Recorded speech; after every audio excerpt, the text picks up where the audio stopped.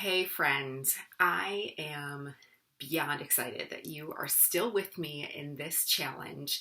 And we are going to go over today the first exercise that I think is really important for you to be able to understand your body on a deeper level. So this is kind of a combination of two muscle groups, more than that, but we're going to focus on two that are really the most impacted during a pregnancy and are really involved with birth and with recovery. So we want to make sure that these two muscle groups are really at their top performance prior to pregnancy, which is why I think it's really important to know what they are, know how to find them, and to know a really basic exercise to start with, to start to work on any issues that there may be within these muscles. So the two muscle groups that I am talking about are the pelvic floor muscles and the abdominal muscles.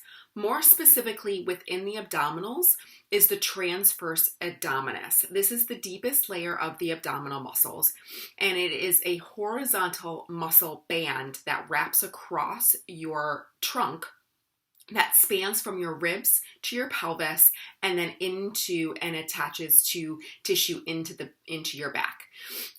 Your pelvic floor muscles are the muscle groups, because there's multiple muscles within the pelvic floor muscles that create a sling underneath your pelvis to close off the bottom portion of your pelvis that attaches from the pubic bone in the front to the tailbone in the back and then splays out to the sit bones on either side.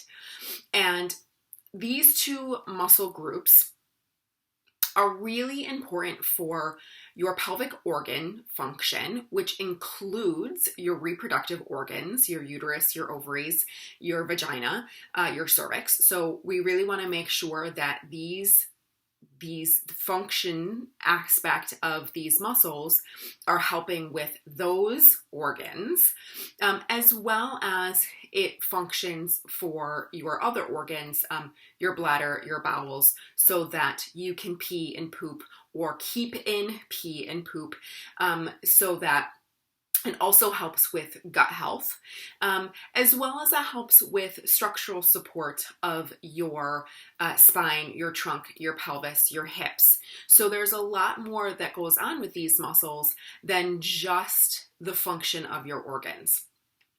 Some things that can happen is if these muscles are tight.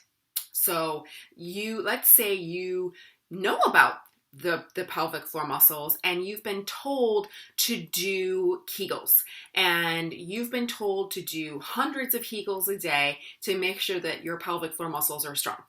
Well, if you haven't had an actual formal education on how to practice Kegels, you may be doing too many, and you may not actually be doing the second function of them, which is relaxing the pelvic floor muscles. And so you really want to make sure that your pelvic floor muscles let go in between every single contraction, or what can happen is they can get really tight. Or let's say you sit at a computer and you sit more in kind of a slouched position, your butt's tucked under, and what can happen is that your pelvic floor muscles in the back portion can get really tight because they're shortened up. Or let's say that you do a ton of crunches, and so that tightens up your belly muscles, your abdominal muscles, or you had an injury or a surgery, or this is, a secondary pregnancy, and you've had some issues from that time. So we really want to make sure that the muscles are not tight for any reason, because what can happen is it can reduce blood flow to the organs. It can reduce nerve communication. It can restrict nerve communication. It can restrict not only blood flow and nerve communication, but also lymphatic flow. So toxins can get built up more, nourishment and hormone balance, or the hormones can't get to where they need to get to very well, as well as it can cause pain or dysfunction, meaning they just won't work well for you when you need them to work. On the other end, if they are weak, again, they can cause pain because they're not supporting the joints that they need to be supporting when you are moving around.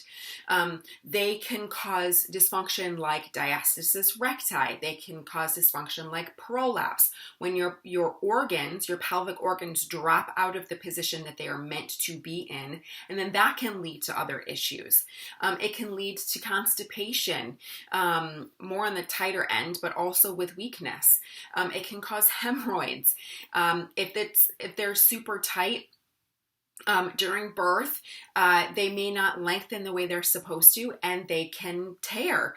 So there are many, many, many reasons why you want to know about your pelvic floor and your abdominals, what's happening with them in your body before pregnancy, because it's a lot harder to deal with in pregnancy. It can be done, but it's just a lot better to know about them ahead of time, especially because it can help with the actual process of becoming pregnant. So, one way to start to understand these two muscle groups better is with one very simple exercise.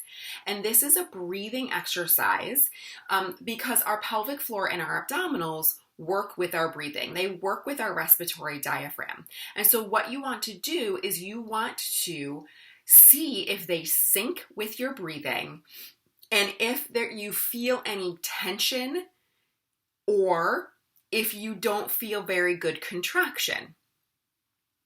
So what you're going to do is, in a comfortable position. You can be sitting like I am. You could be lying on your side. You could be lying on your back. You could be on hands and knees.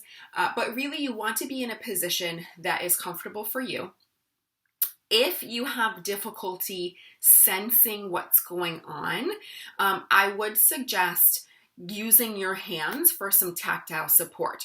You could put your hands on your belly and on your chest, so that you can feel what's happening on your belly and what's happening in your chest. I'll demonstrate that. You could also put your hands underneath your pelvic floor to see what's going on in your pelvic floor. This is most easily done on your side, just with reaching purposes. However, you could do it sitting, but if you wanted to do it lying down on your side, what you would do is you would lay on your side and you would put your top hand either between your legs. You would find your pubic bone in the front, and then you would just rest your hand right kind of underneath where you don't feel the bone anymore of your pubic bone. Our pubic bone isn't just in the front, it kind of goes down a little bit deeper. And so once you then feel no bone, then you are on your pelvic floor, and or you can do it from behind. You can find your tailbone and then keep your palm on your tailbone and bring your fingers. So again, you feel the soft portion of the pelvic floor right at the perineum between the vulva and the anus. And you know, okay, I'm on the pelvic floor muscles and I can see what's happening when I do this breathing exercise. So there are many ways to be able to kind of feel what's happening during this breathing exercise. So what you're going to do is you are going to inhale, and when you inhale, you are going to focus on the sensation of your pelvic floor and your abdominals lengthening outward. You want them to expand. You want them to relax. You want them to lengthen. There's no sucking in on inhale, okay? So when you inhale, let's put our hands on our belly and on our chest. You want to focus on the sensation of your breath moving down towards the floor if you are sitting, and then slightly outward into your belly.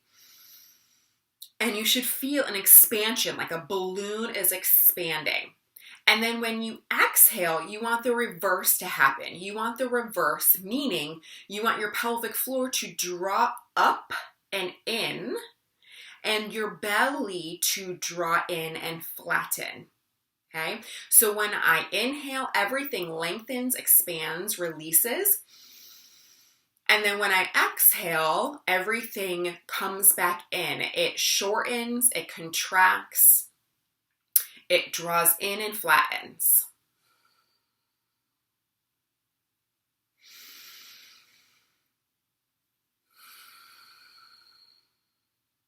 There is more movement in my lower hand than in my upper hand.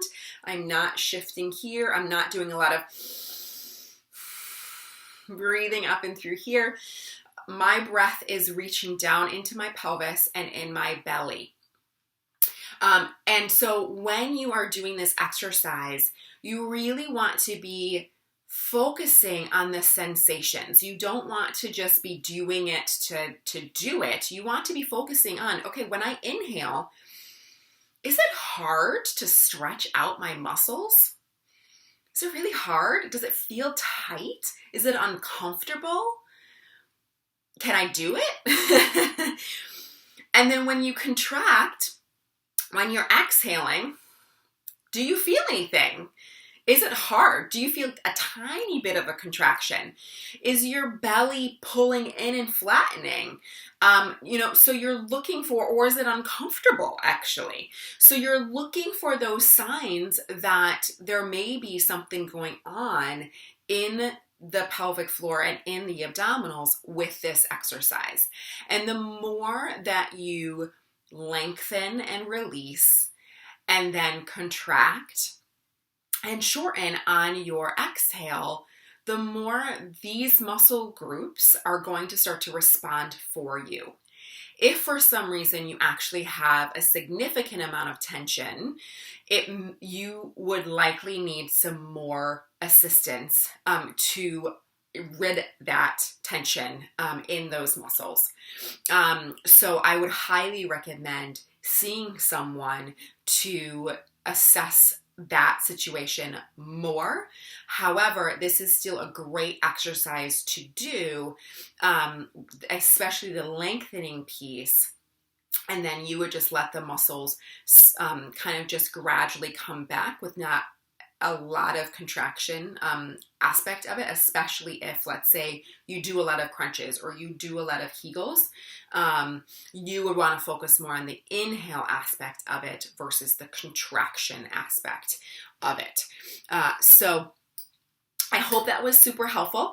And again, these two muscle groups, the pelvic floor muscles and the abdominal muscles, especially the transverse abdominis, are two muscle groups that you really want to know more about and before you are pregnant, so that you can get ahead of any issues that may happen from pregnancy, because I can't tell you how many times that people think, well, it's not going to happen to me.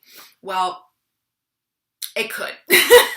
So, we want to be proactive about our bodies and not just let things happen to us. We need to be ahead of the game. So the next tip will be coming next week.